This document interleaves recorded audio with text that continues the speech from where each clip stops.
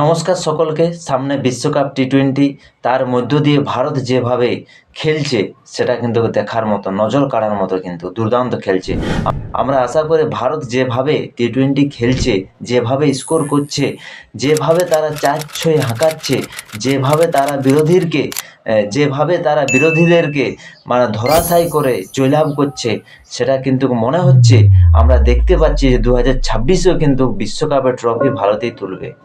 আর এখন যে বিষয়টি নিয়ে আমি বলতে এসেছি সেটা হচ্ছে 7 দিন ধরে সোশ্যাল মিডিয়ায় দেখতে পাচ্ছেন বাংলাদেশের সাথে আইসিসির সাথে পাকিস্তানের সাথে বিসিসিআইয়ের, এমনকি বাংলাদেশের সাথে বিসিসিআইয়ের একটা কিন্তু তর্কযুদ্ধ চলছে, এবং বাংলাদেশ বলছে তারা বিশ্বকাপ বয়কট করবে এবং ভারতে খেলতে যাবে না। এর ফলে একটা ভোটাভুটি হয়, ভোটাভুটিতে বাংলাদেশ হারে, তার সাথে তাদের যমজ ভাই পাকিস্তান সাথ দিয়েছিল, তারা 2টা ভোট পায়। কিন্তু অবশেষে কী হলো, যে তাদের কিন্তু কোনো কাজ হলো না। তারা বুঝতে পেরে গেছে যে তাদের সাথে কেউ নেই, শুধুমাত্র পাকিস্তান ছাড়া। আইসিসি তাদেরকে একটা আলটিমেটে 24 ঘন্টার একটা সময় দিয়েছিল, কিন্তু তারা সিদ্ধান্ত নিল যে তারা সিকিউরিটির অভাবে ভারতে খেলতে যাবে না। ফলে আপনাদের মনে এবং সোশ্যাল মিডিয়ায় আপনারা দেখতে পাচ্ছেন যে মেন ইস্যু কী হচ্ছে, যে তারা নিরাপত্তার জন্য ভারতে খেলতে আসছে না। কিন্তু আপনার কি মনে হয়, নিরাপত্তার জন্য? না, আসল কারণ হচ্ছে তারা রাজনীতি করছে, পলিটিক্স করছে, ভারতের সাথে কিভাবে বিরোধিতা দেখা যায় এবং পাকিস্তানকে কিভাবে তাদের চটি চেটে তাদেরকে খুশি রাখা যায়, এটি হচ্ছে আসল কারণ।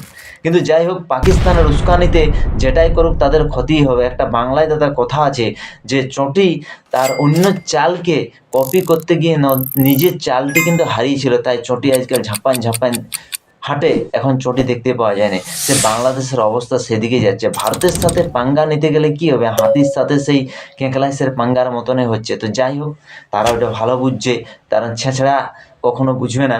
কিন্তু আমার যেটা মনে হয় দাদা, যে এগুলো না সিকিউরিটির ইস্যু, না পুরোপুরি রাজনৈতিক ইস্যু, না পুরোপুরি পাকিস্তানের মদতের ইস্যু। আমার যেটা মনে হয় সেটা হচ্ছে যে বাংলাদেশ দেখতে পাচ্ছে যে ভারত যেভাবে টিম সিলেকশন করেছে, ভারত যেভাবে নিউজিল্যান্ডের মতো টিমকে ধরাশায়ী করে দিচ্ছে, মানে তাদের কাছে 200 রানের স্কোরটা 15 ওভারেই ভারত ক্লিয়ার করে দিচ্ছে, কমপ্লিট করে দিচ্ছে। এমনকি ভারত প্রথমে ব্যাট করলে 250 এবং 300 ছুঁই রান করে দিচ্ছে।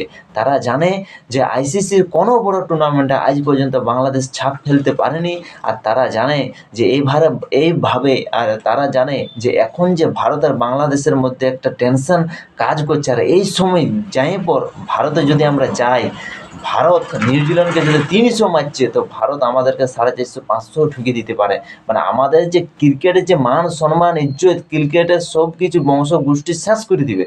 তাই তারা সিদ্ধান্ত নিয়েছে যে একটা ইস্যু দেখাই, কোনো রকমের বিশ্বকাপ থেকে দূরে সরে যায়, কিন্তু আমাদের ভারত ছাড়িবে নাই। তো আসল কারণটা দাদা বুঝতে পারছেন, বাংলাদেশের ভয়।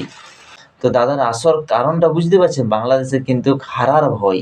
তো যাই হোক, এমনি তো খেললেও তাদের ক্রিকেট কেরিয়ার শেষ, আর না খেললেও তো শেষ আছেই। ফিউচারে তাদের সাথে ভারত আর কোনো 1-1 ম্যাচ খেলবে না, তাহলে গেল।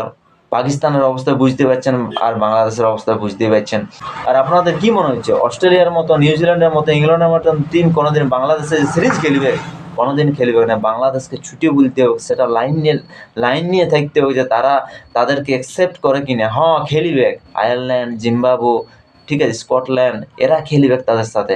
তো তারা সেদিকেই যাচ্ছে, তাদের প্রোগ্রেস হওয়ার কথা, তাদের ডিমোশন হচ্ছে। তো যাই হোক, তাদের ওটা খুশি ভাই, তারা দেশপ্রেম দেখাচ্ছে, এটা দেশপ্রেম।